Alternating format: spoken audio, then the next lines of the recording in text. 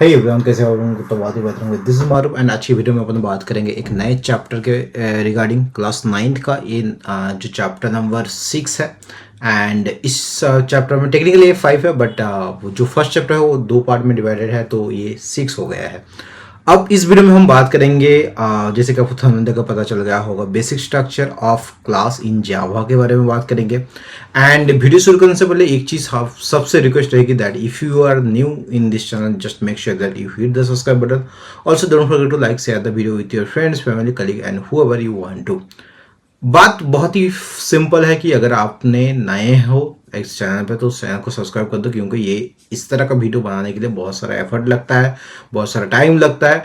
And अगर आपका support नहीं बनाया रहा तो आई थिंक ये मुश्किल बढ़ता जाता है। ठीक है, अगर आप सपोर्ट करते रहे देन ये चीज़ मेरे लिए आसान होता रहता है। एंड इसी के साथ चलिए आज की वीडियो की शुरुआत करते हैं बिना टाइम गए एंड बिना कुछ ज़्यादा बोले। एक ही सबसे रिक्वेस्ट रहेगी, please do like share and subscribe. Okay, जैसे कि आपको मैंने बताया कि थंबनेल देख के आपको पता चल गया होगा कि आज हम बात करने वाले हैं आज के जो टॉपिक है एंड दैट इज जो चैप्टर नेम है उसका नाम है आपका, what is the chapter name? Tell me what is the chapter name? Chapter name is nothing but basic structure of. So हम बात करेंगे basic structure, STRUC, structure of basic structure of class, okay, class in Java, okay, basic structure of class in Java। Okay, ये जो concept है, इस concept के regarding हम कुछ और भी ज़्यादा डीप में बात करने वाले हैं। एंड इस टॉपिक में हम क्या क्या सीखने वाले हैं, सबसे पहले तो उसके बारे में अपन बात करेंगे। मतलब कह सकते हो जो भी ऑब्जेक्टिव्स हैं उसके बारे में हम बात करेंगे, उसके रिलेटेड। एंड वो क्यों बात करना जरूरी है उसके वो मैं आपको थोड़ा सा बता देता हूँ, क्योंकि अगर आपको मैं ऑब्जेक्टिव बता दूंगा कि पूरे चैप्टर में हम क्या सीखने वाले हैं, देन आपको पूरा का पूरे चैप्टर के बारे में थोड़ा सा नॉलेज हो जाएगा। जैसे कि मैंने बताया, ये सिर्फ क्लास 9 के ICSE बच्चों के लिए नहीं है। जो भी कॉलेज स्टूडेंट हैं वो अभी जावा को अच्छे से ले नहीं पा रहे हैं, मतलब अच्छे से सीख नहीं पा रहे हैं, उनको टफ लग रहा है, तो वो भी इस ये वाले कोर्स को फॉलो कर सकते हैं। एंड कुछ लोग फॉलो भी कर रहे हैं। ठीक है, तो इसी के साथ चलिए आज की वीडियो की शुरुआत करते हैं। एंड इस वीडियो में मैं थोड़ा सा आपको बता दूं, हम इस वीडियो में बात करने वाले हैं इंट्रोडक्शन। जैसे कि ये जो चैप्टर्स है, चैप्टर का नेम आपको दिख रहा होगा, बेसिक स्ट्रक्चर ऑफ क्लास जावा। इसके साथ साथ आपको basic structure in Java programming, basic elements of Java programme, comments के बारे में हम बात करेंगे, हम डिक्लेरेशन के बारे में बात करेंगे, declaration of A class and declaration of main method, closing of class, various programming structure, output statement, ये सारा का सारा कुछ के बारे में बात करेंगे। चैप्टर बहुत ही छोटा है एंड ये कह सकते हो कि टेक्निकली ये फर्स्ट चैप्टर, शुरुआत का चैप्टर है। जो कोडिंग रिलेटेड जो भी स्टफ है, कोडिंग रिलेटेड स्टफ, वो इसी चैप्टर से स्टार्ट होने वाला है। ठीक है, आपको पता चलेगा कि एक्चुअल जावा होता क्या है, जावा प्रोग्रामिंग क्या होता है। ठीक है, तो मैं कहता हूं अभी तक आपने कोई वीडियो को उतना ज़्यादा ध्यान से अगर ना भी देखा होगा, मैं आपको रिकमेंड करूंगा प्लीज़ गो जाइए, आप लोग चेक कीजिए। लेकिन अगर अभी तक आप किसी भी हालत से, किसी भी कारण के, किसी भी रीजन की वजह से अगर आपने नहीं देखा होगा, तो यहाँ से आप पूरा ध्यान से देखना, वरना आपको लिए आने वाले टाइम में बहुत ज़्यादा मुश्किल हो जाएगा। Okay, so we are starting in Java. Every program is organized into classes and one class must contain a main method, okay, which serve as the entry point of the execution. Okay, so main method क्या करता है? As the execution, serve as the entry point of the execution. A class consists of data members for storing data, methods that define operation performed on the data. Java programs follow a well-defined syntax and structure. This structure approach makes programs modular, reusable, easy to understand. Now basic structure of जो जावा है उसके बारे में थोड़ा सा बात कर देते हैं। Java program is a collection of instruction written using the Java programming language to perform specific task. It runs on any system that has the Java virtual machine, यानी JVM आप कह सकते हो, following the principle write once and run anywhere. एक बार आप लिखो और कहीं पे भी इसे रन कर सकते हो। वो कैसे होता है, चलो आज की हम वीडियो में सबसे पहले इसका बेसिक जो स्ट्रक्चर है उसे देख लेते हैं, ठीक है। तो हम स्टार्ट करेंगे बेसिक स्ट्रक्चर से, structure 1, okay, basic structure 1। And यहाँ पे हम थोड़ा सा आप लोगों को डिस्कस करते हैं। सबसे पहले हम क्या करते हैं, हम करते हैं comment line, okay, comment line हम डालते हैं, ओके। देन हम क्या करेंगे, यहाँ पे हम डालेंगे access specifier, okay, access specifier, okay. इसके बाद हमें क्लास कीवर्ड डालना है, उसके बाद हमें क्लास का नेम डालना है, ठीक है। It can be anything accept the reserve keywords. अब रिजर्व कीवर्ड्स क्या है उसके बारे में हम बात करेंगे, ठीक है। इसके बाद अपन क्या करेंगे, यहाँ पे एक आपको कर्ली ब्रेसेस लगाना है। देन यहाँ पे हम क्या करेंगे, public static void main, okay. उसके बाद अपने को यहाँ पे डालना है स्ट्रिंग आर्गुमेंट, ओके।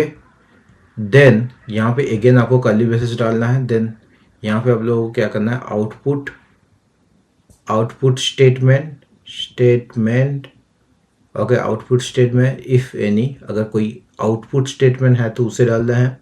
उसके बाद क्या करना है, यहाँ पे आप लोगों को डिक्लेरेशन ऑफ वेरिएबल्स, आप अपने प्रोग्राम के रिक्वायरमेंट के हिसाब से आप वेरिएबल्स को डिक्लेयर कर सकते हो। Declaration of variables, assigning of values to the variable, then tasks to perform,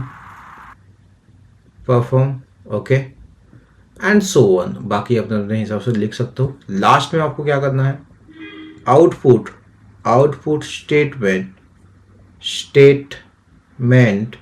okay, to display the outcome, the outcome. Don't worry, अगर आप लोगों को सोच रहे हो कि भैया ये सारा का सारा चीज़ तो समझ में आया, लेकिन एक्चुअल जो प्रोग्राम काम कर सके कैसे काम करता है उसके बारे में तो थोड़ा सा ध्यान बता दीजिए।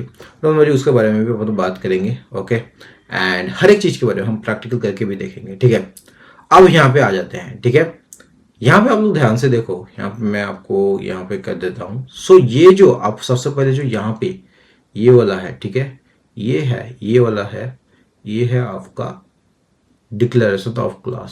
सो हम लिख सकते हैं declaration of class, okay. Now, और ये जो क्या है, ये है declaration of main method, declaration of main method और फंक्शन बोल सकते हो, मेन फंक्शन, ओके। नाउ यहाँ पे एक चीज गौर से देखना, opening and closing main function कहाँ पे है। जो ओपनिंग है उसका ये है, मेन फंक्शन का ओपनिंग है, यहाँ से अपन स्टार्ट कर चुके थे। सो इसे हम ऐसे बोल सकते हैं। तो यहाँ से लेके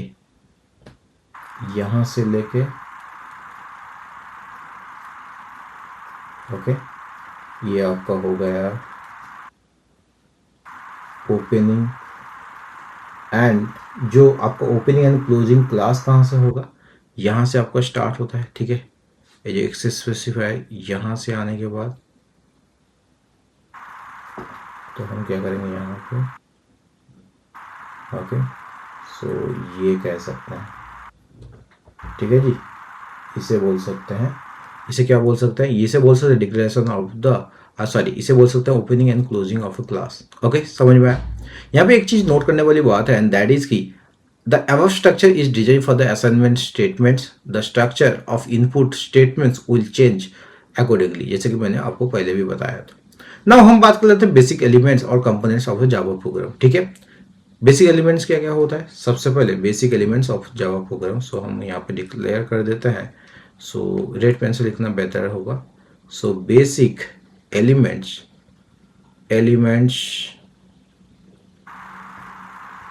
और components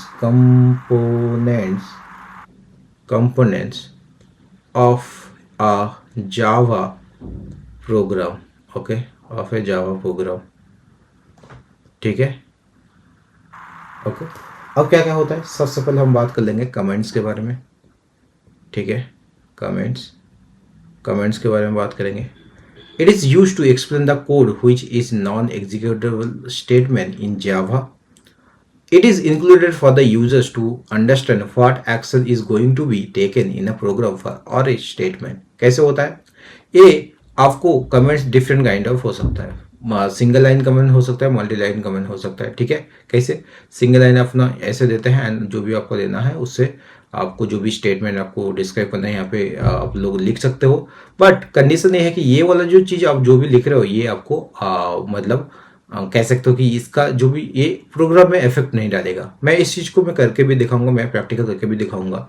नाउ हम बात कर लेते हैं डिक्लेरेशन ऑफ द क्लास। मैंने यहाँ पे डिक्लेरेशन ऑफ एक क्लास डिक्लेरेशन किया है, ठीक है।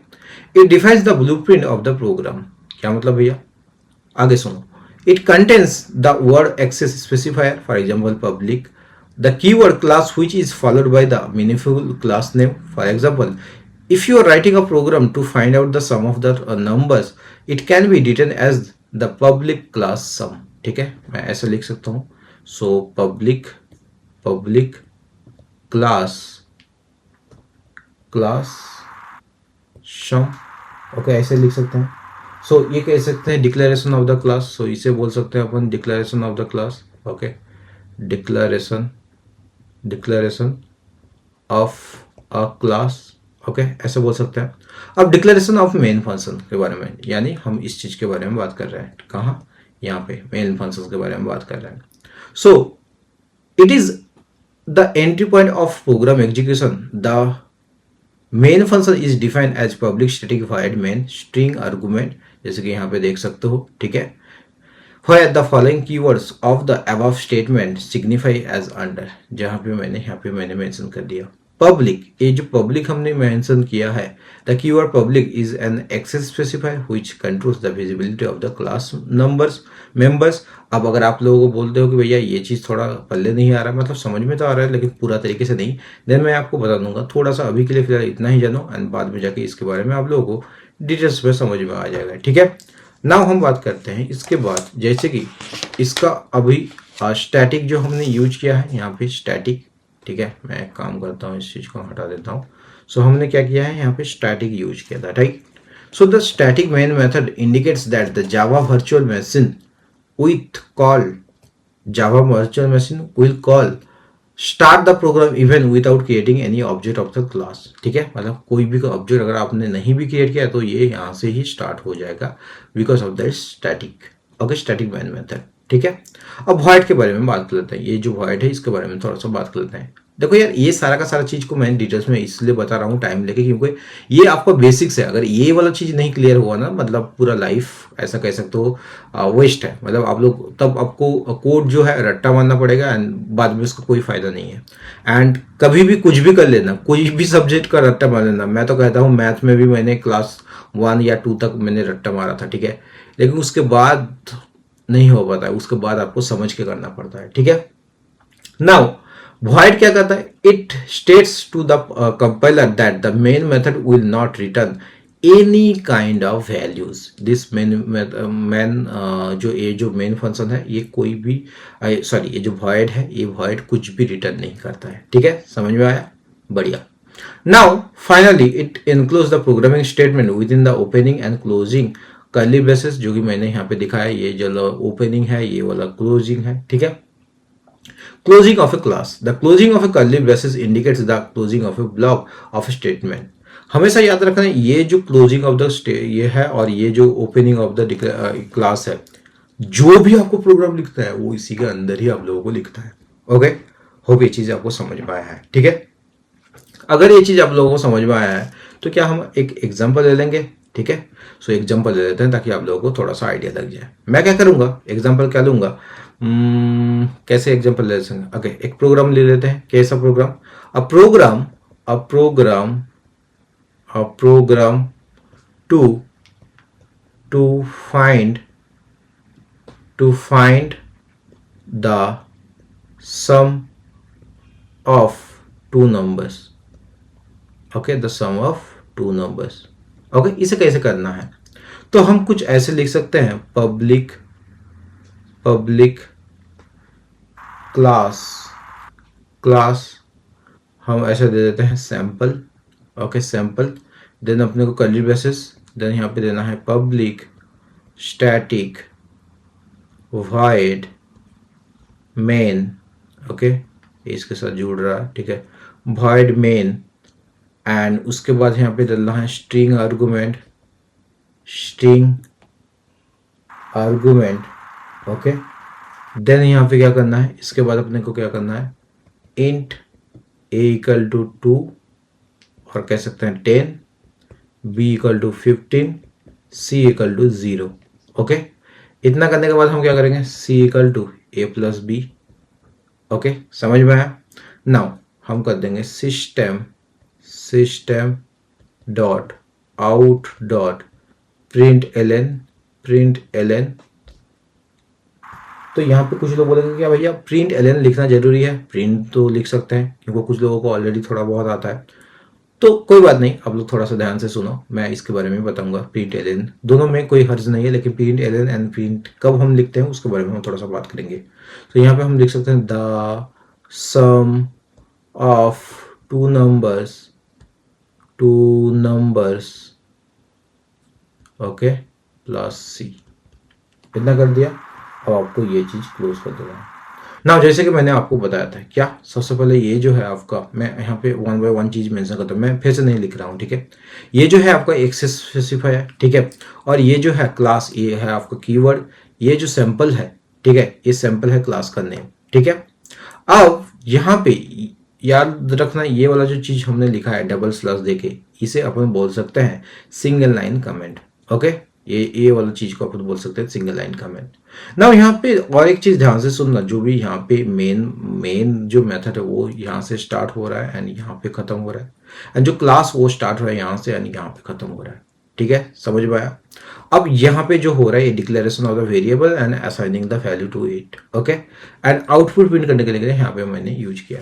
ओके, सो अगर आप लोगों को यहाँ तक समझ में आया, मैं कह सकता हूँ कि अगर आपने प्रोग्रामिंग का जर्नी स्टार्ट कर दिया है, ठीक है, इसके बाद जितना भी जो भी प्रोग्राम होगा आप खुद से बना पाओगे, एंड उसका गारंटी मैं देता हूं। अगर आपको फिर भी कहीं पे भी कुछ समझ में नहीं आता है तो please let me know in the comment box, and मिलते हैं किसी और एक नए वीडियो में। इसको और भी ज्यादा डिटेल में बात करेंगे इसके नेक्स्ट वाले वीडियो में, बट अभी के लिए मिलते हैं किसी एक ब्रेक के बाद, एंड तब तक bye, see ya, have a good day again.